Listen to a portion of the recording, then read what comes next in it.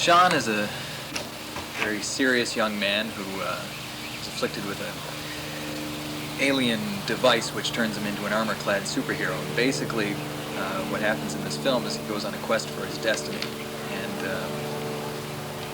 And Steve and I worked it out so that he's not your average superhero. He's not, you know, standing up bold and happy and ready to save the world. He's basically a tortured kid who wants to find out what he's become.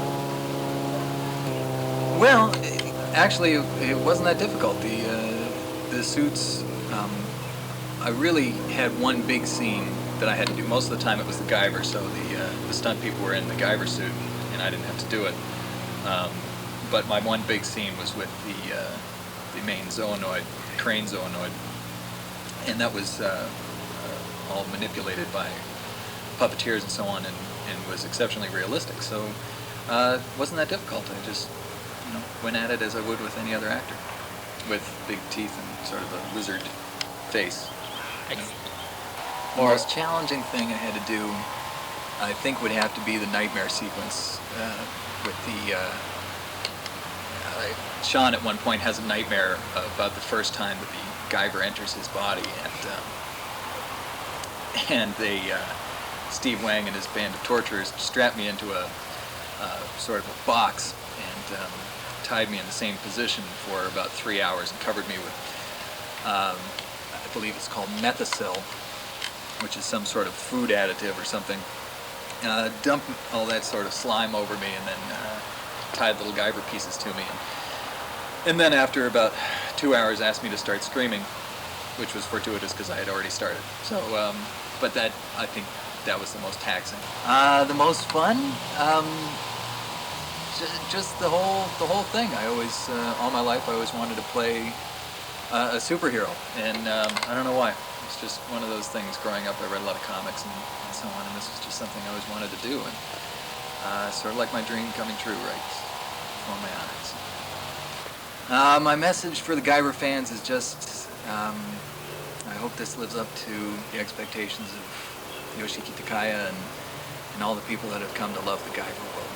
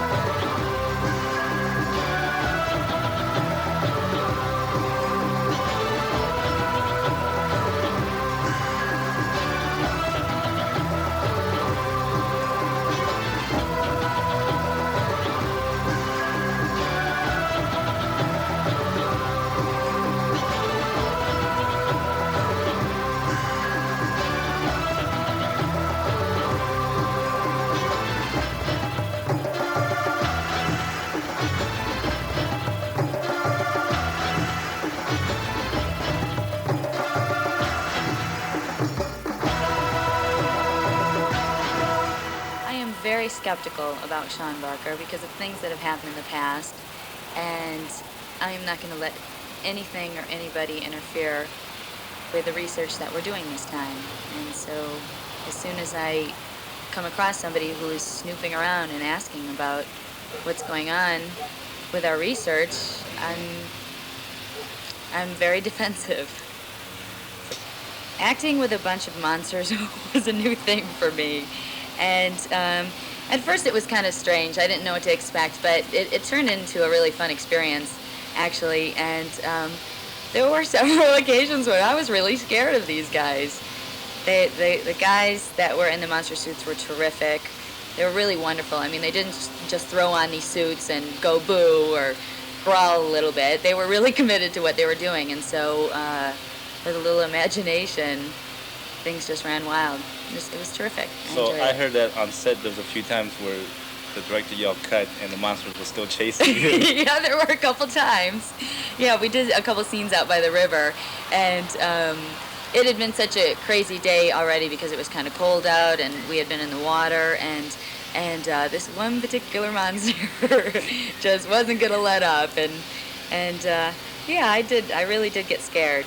And a long time ago, and one of my acting coaches told me that if I ever had the opportunity to do this kind of work, it would be the funnest work that I ever could do, and that turned out to be true. That was one of the reasons. The scenes that I did in the water were not nearly as bad as I thought they were going to be. It was cold, and I was wet, and I have to be honest, that was one of the days I just wanted to get over with, but I was having so much fun doing it.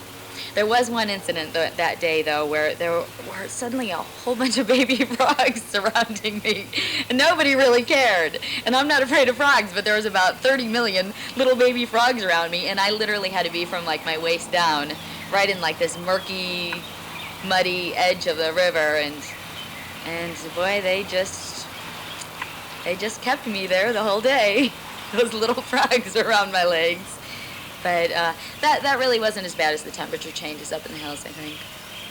One thing I would like to say to the Guyver fans is, especially to the people who are big Guyver comic strip fans, that you're going to be very pleased with this film. It is very representative of the way the comic strip is supposed to be.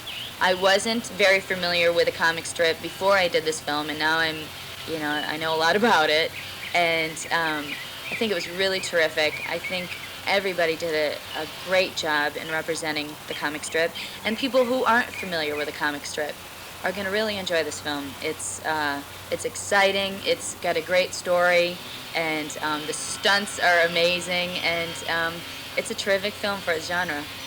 And Corey's great. And Corey, she's a babe. She's just one intelligent, hot babe.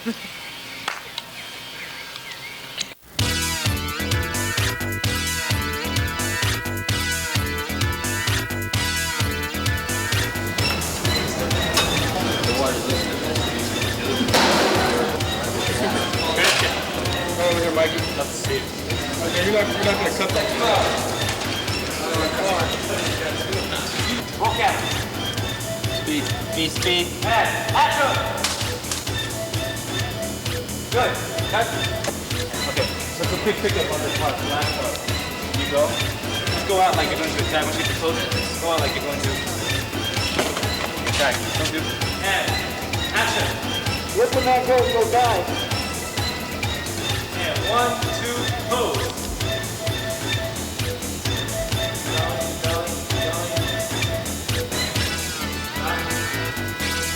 Look up. Go. Roll. Speed. And action. And smoke. And out. Speed. And cut. Good. All right. 今回ガイバーのために、結成されたチームで僕、坂本浩一とそれから小池達夫で佐伯裕二とそれぞれみんな今までハリウッドとか香港とか日本で活躍したんですけども、これがたまたま今回このガイバーという作品によって一つに集まって、じゃあ作品をやろうかって形になってアルファサットっていう形になったんです。今回僕たちがやっぱりガイバーで一番苦労したのはやっぱり目が見えないんですか、マスクかぶりますから視界が狭まるところと、それからあと要するに何ですか、夏だったものですからやっぱ暑かったもので、例えばいろいろスタートの時に例えば上から落っこったりした時とかもやっぱり見えにくいとか、例えば崖の上からジャンプするとかなんですけども、その時もやっぱり見えないんで大きな穴を開けてもらって顔にメイクアップを塗ってやらなきゃいけなかったとか、そういう面が一番難しい面では難しかったですね。やっぱりガイバーの中で一番僕が好きなのはやっぱり一番最後のファイトシーンで、やっぱりガイバーとガイバーゾーンの戦うファイトシーン、その最後の2つの立ち回りっていうのがやっぱりモンスターとガイバーじゃなくてもうガイバーとガイバーゾーンって形で2人ともマーシャルアーツを使いながら迫力あるファイトシーンできたんで、その全体のファイトシーンっていうのがやっぱ僕自身一番好きですね。僕たちアルファサットとしましてはやっぱりアクションフィルムなら別にこだわりはないんですけども、例えば僕たちの得意技としてやっぱりワイヤーとかそういうアクロバティックなリアクションとかいろいろあるんで、やっぱりそういうのが活かせるような、例えばその日本でいうような時代劇の、例えばその里見八犬伝とかそう大きな形の作品とか、やっぱアメリカでいう経験体劇もやっぱりやりたいですし、それからその、ガイバーみたいなそういう何でもありの、コミックもののアクションっていうのもやっていきたいと思いますね。We are rolling and action! Rolling and action! Action! And action!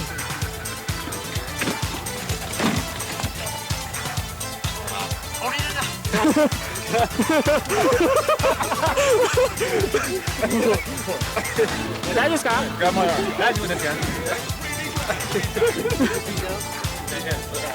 It looks good though. It's a great shot. Action.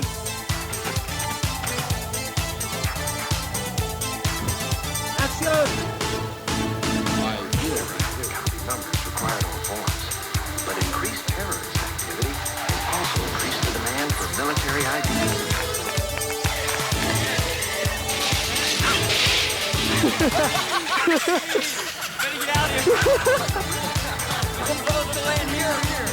That looks fine. Wait, get the camera. Action. And action. And action. Action. Action. Action. Cut. 大丈夫か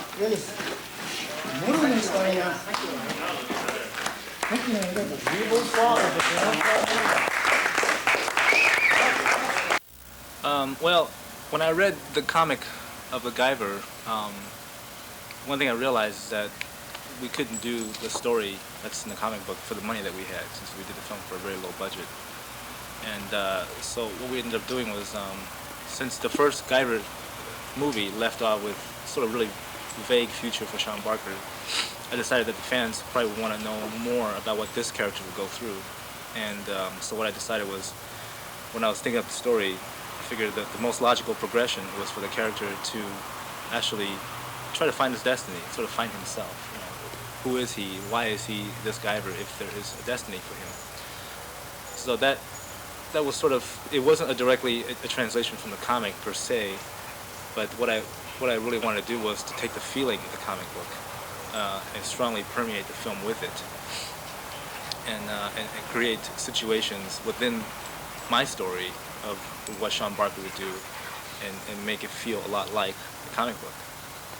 So in translating the comic to the film, it wasn't that difficult, because the imagery of the original comic and animation is very cool and very dark, and that I feel very at home, very natural with doing kind of cool and dark images and the dark drama. So that was actually a lot of fun for me to do that. The development of the dark hero character it wasn't very difficult to develop this character, only because it's the story itself sort of developed it for us. You know, we took the basic element of a kid who became something that he doesn't want to be. He's sort of a tragic hero / reluctant hero. He's not very happy with the position he's in. He doesn't want to be the Guyver, and so in going to Utah to try to find his destiny, he tends to do a lot of things that, for me personally, made a lot of sense. You know, in trying to decipher what's going on, finding a ship, trying to communicate with the ship. So I think a lot of the development, it just kind of happened on its own, and I think it works very well for the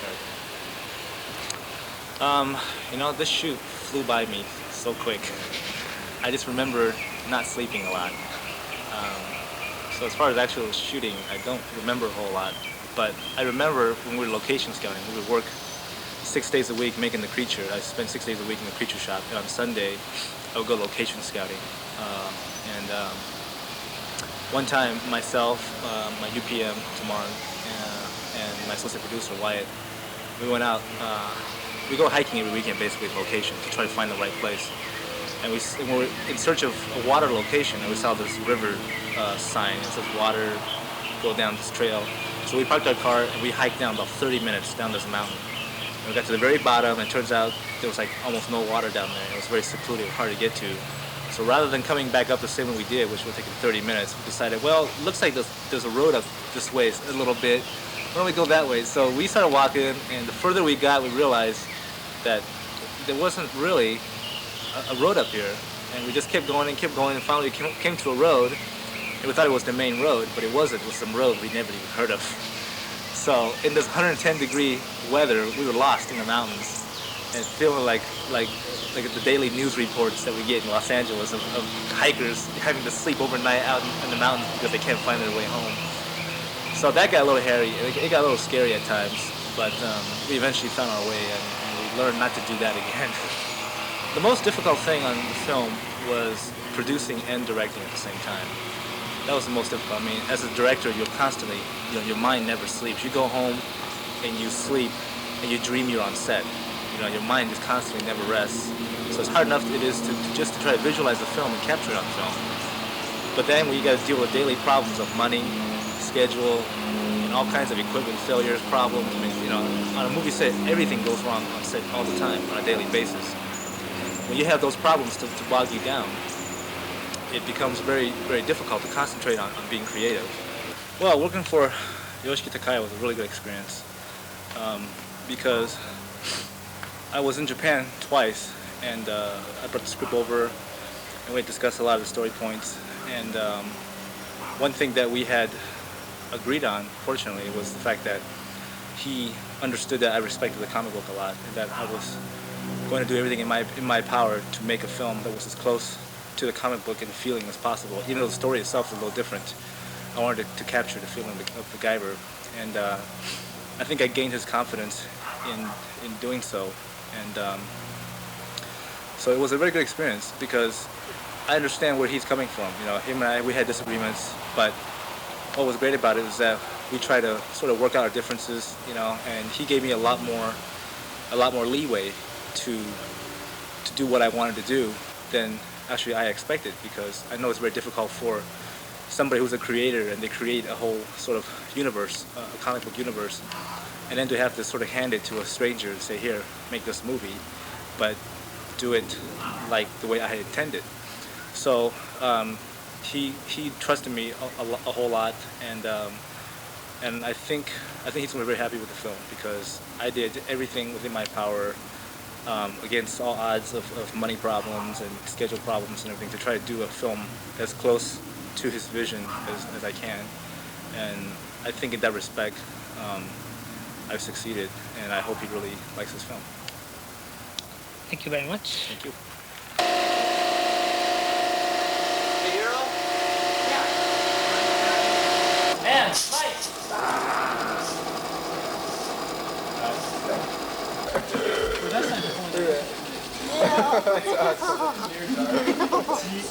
You're feeding them. Okay, ready? Guys ready? Let's shoot! Ready. All right, and